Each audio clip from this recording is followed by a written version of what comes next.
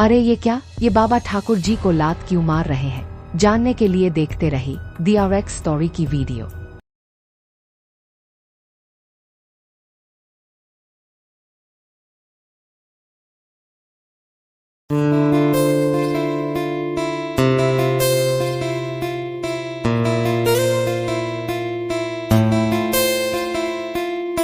ठाकुर जी की लीलाएं तो आपने बहुत सुनी होंगी, लेकिन आज की जो लीला है वो आपके मन को मोह लेगी।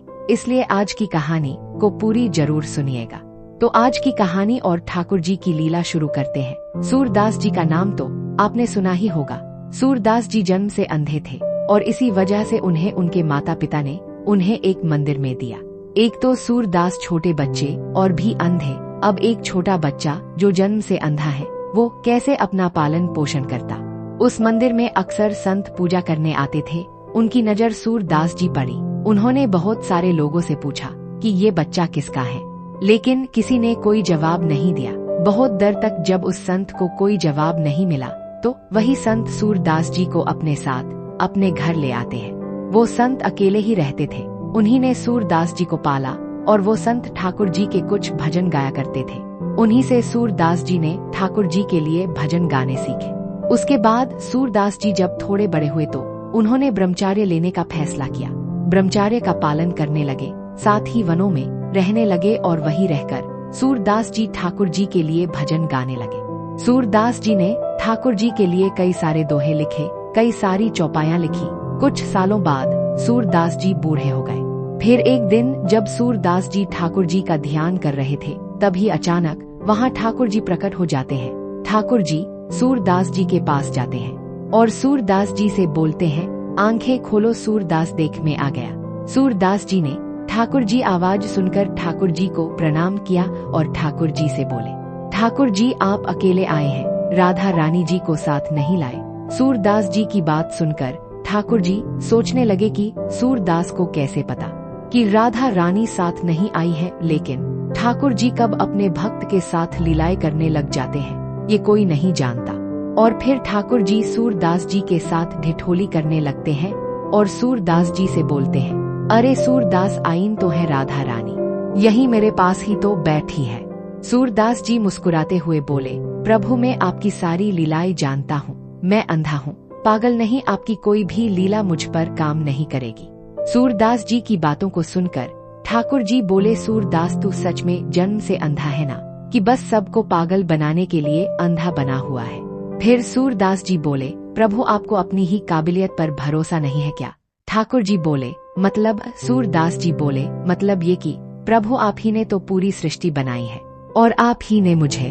सूरदास जी की बातों को सुनकर ठाकुर जी मुस्कुराए और बोले, तो एक बात बता सूरदास, जब तू जन्म से अंधा है तो तुझे कैसे पता कि राधा रानी साथ नहीं आई?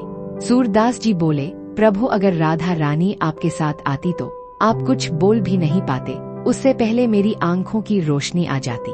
ठाकुर जी थोड़े से अचंभित हुए और बोले, तुझे कैसे पता कि राधा रानी मेरे कुछ बोलने से पहले तेरी आंखों की रोशनी दे देती? सूरदास जी बोले, प्रभु यही तो राधा रानी का प्यार है। पिता एक के लिए अपने बच्चे को परेशानी में देख सकता है, लेकिन माता अपने बच्चे को कभी परेशानी में नहीं देख सकती। सूरदास जी की बात को सुनकर ठाकुर जी बोले, तो फिर ठीक है सूरदास, मैं अभी राधा रानी को बुलाता हूँ और तेरी राधा रानी ने आते ही अगर तेरी आंखों की रोशनी तुझे दे दी तो मैं तुझे वचन देता हूँ कि हर रोज सुबह सबसे पहले मैं और राधा रानी तुझे दर्शन देने आया करेंगे। अगर ऐसा नहीं हुआ तो तू मुझे क्या देगा? सूरदास जी ठाकुर जी बात को सुनकर बोले, प्रभु आप तो पूरी दुनिया के मालिक है, मैं भला आपको क्या दे सकता हूँ? सूरदास जी की बातों को सुनकर ठाकुर जी सूरदास जी से बहुत खुश हुए और फिर ठाकुर जी ने राधा रानी का आवाहन किया। ठाकुर जी के बुलावे को सुनकर राधा रानी बैकुंठ धाम से सीधे दौड़ी चली आई। आने के बाद राधा रानी की नजर जैसे ही सूरदास जी की अंधी आंखों पर पड़ी, राधा रानी ने ठाकुर जी की तरफ देखा भी नहीं और सूरदास जी के पास आकर सूरदास जी की आंखों पर हाथ फेरा और सूरदास जी को नेत्रहीन से नेत्र रहित कर दिया। बिना कुछ सोचे समझे राधा रानी ने सूरदास जी की आंखों की रोशनी दे दी।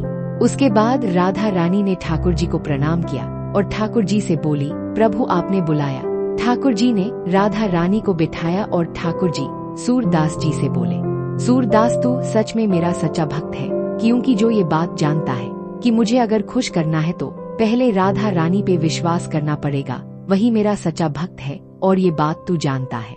मांग क्या मांगना है मांग। ठाकुर जी की बात सुनकर सूरदास ठाकुर जी से बोले, प्रभु आपने इस युगल छवि के दर्शन देके मुझे सब कुछ दे दिया, अब मुझे किसी और चीज की जरूरत नहीं है, मुझे अब कुछ नहीं चाहिए। ठाकुर जी बोले, नहीं सूरदास ये तो तेरा हक है, और जैसा कि मैंने तुझे वचन दिया था कि हर रोज सुबह सबसे पहले मैं और राधा रानी तुझे दर्शन देने आया करेंगे, इसके अलावा और कुछ मांग। मैं सच में तुझसे बहुत खुश हूँ, मांग। सूरदास जी बोले, प्रभु अगर आप मुझे कैच देना ही चाहते हो तो आप मुझे फिर से अंधा कर दीजिए। सूरदास जी की बात सुनकर ठाकुर जी बोले, अरे सूरदास तू सच में पागल है क्या? एक आधे को अगर आंखों की रोशनी मिल जाए तो क्या वो फिर अंधा होना चाहेगा? सूरदास जी बोले, नहीं प्रभु कोई ऐसा नहीं चाहेगा। ठाकुर जी बोले, तो फिर तू क्यों फिर से अंधा होना चाहता है? सूरदास जी बोले, प्रभु आपकी इस युगल छवि के दर्शन के बाद अगर मैं आपकी बनाई इस दुनिया को देखूंगा तो मुझे डर है कि कहीं मैं आपको और आपका भजन करना ना भूल जाऊं, और मैं एक बार के लिए खुद को भूल सकता हूं, लेकिन मैं आपको नहीं भूलना चाहता, इसलिए मैं चाहता हूं कि आप मुझे से अंधा बना दीजिए। सूरदास जी की बात सुनकर ठाकुर जी बोले, वाह सूरदास, मैंने भक्त तो बहुत देखे लेकिन तेरे जैसा भक्त नहीं देखा। जा मैं बैकुंठवासी, इस पूरी दुनिया का मालिक, आज तुझे ये वरदान देता हूँ, जब तक ये पूरी दुनिया रहेगी, जब इस धरती पर जहाँ कहीं भी मेरा नाम लिया जाएगा, तब तब मेरे सच्चे भक्तों में तेरा नाम सुनहरे अक्षरों में लिया जाएगा। इतना कह के ठाकुर जी राधा रानी के साथ बैकुंठ चले जाते हैं। आपको ये छोटी सी कहानी कैसी लगी? लाइक कमेंट करके जरूर बताएं और वीडियो को अपने दोस्तों के जरूर शेयर करें। चैनल को सब्सक्राइब याद करें।